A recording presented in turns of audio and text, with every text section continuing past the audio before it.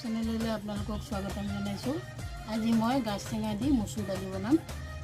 এয়া গাজ টেঙা আৰু এয়া মচুৰ দালি। মই মচুৰ দালিখিনি ধুনীয়াকৈ ধুই আনিছোঁ। এতিয়া মই সিজাই দিম।